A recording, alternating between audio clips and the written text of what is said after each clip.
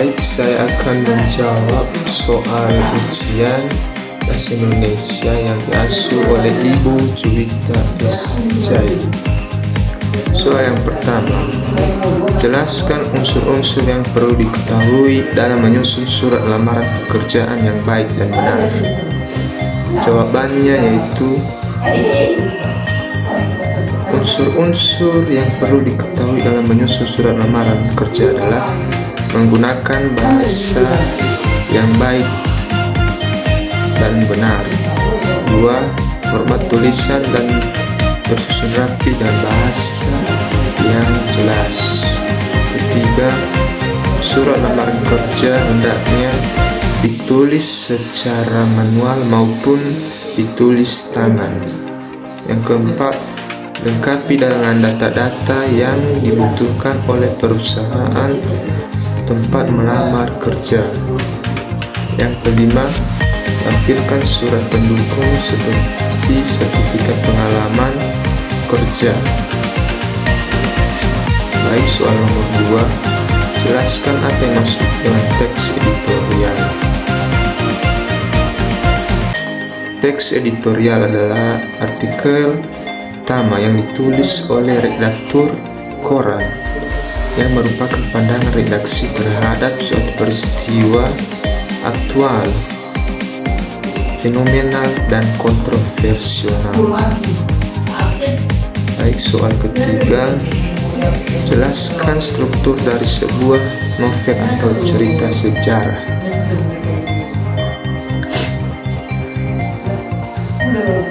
Jawabannya yaitu struktur novel sejarah itu: 1. Orientasi, prinsip penyampaian, tempat, waktu dalam sebuah cerita.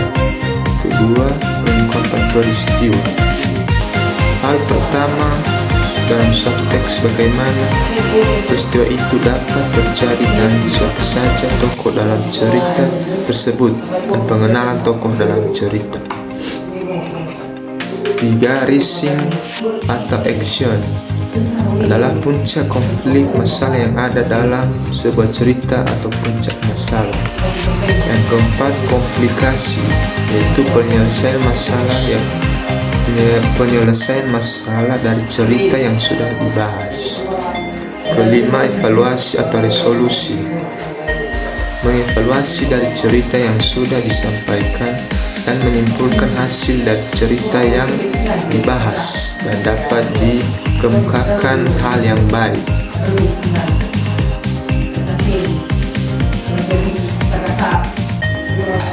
Baik, soal nomor 4, bagaimana kedudukan fakta dan opini dalam sebuah teks editorial.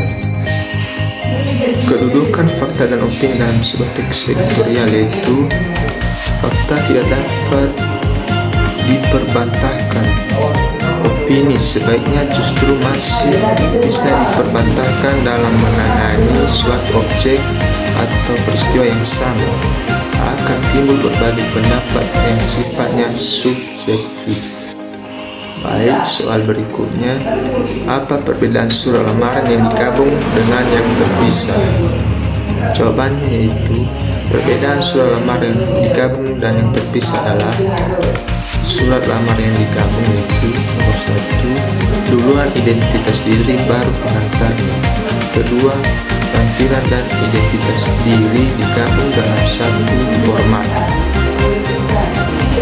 Kedua, surat lamaran yang terpisah yaitu duluan pengantar baru identitas diri. Kedua, riwayat hidup identitas diri terpisah dengan pengantarnya, di mana satu format riwayat hidup dan satu tempat pengantarnya dan lampirannya jadi dalam suatu surat lamaran yang terpisah.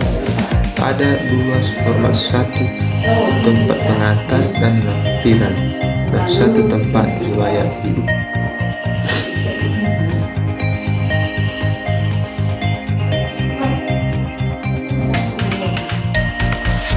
Baik, soal berikutnya, jelaskan bagaimana struktur teks editorial.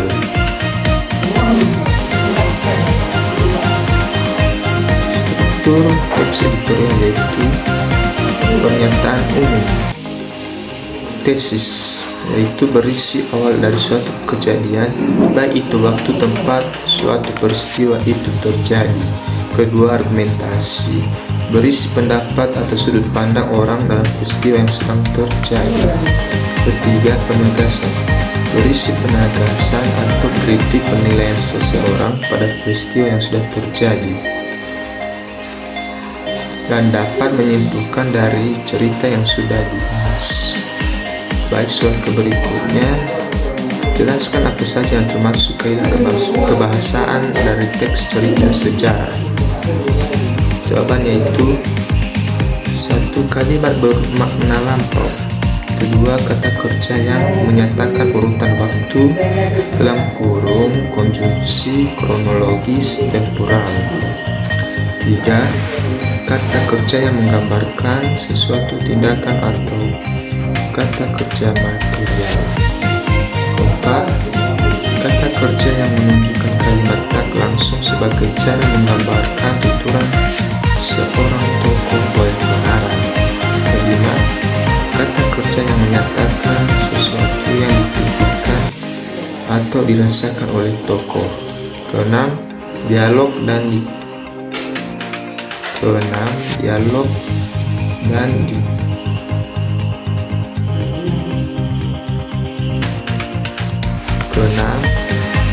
dan ditunjukkan dengan tanda titik tanda, dan kata kerja yang menunjukkan tuturan langsung dan kata-kata sifat untuk menggambarkan sebuah tempat atau suasana tokoh.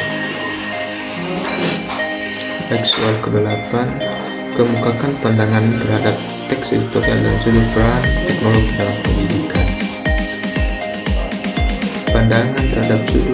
Pandangan saya terhadap judul peran teknologi dalam pendidikan.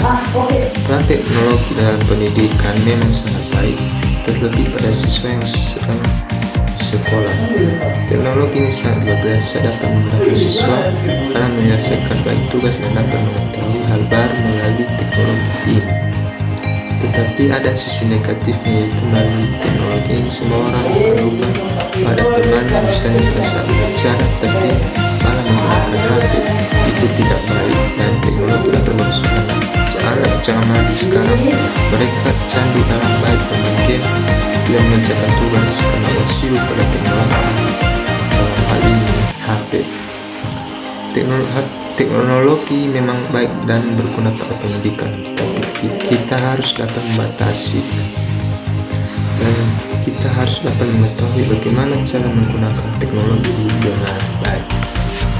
Baik, itu saja penjelasan atau jawaban saya dari ujian bahasa Indonesia. Terima kasih telah menonton.